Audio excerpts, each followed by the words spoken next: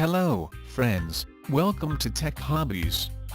If you are going to throw away your precious mobile charger only because of the damaged wire or charging jack, then please watch this video to save some money of buying a new one.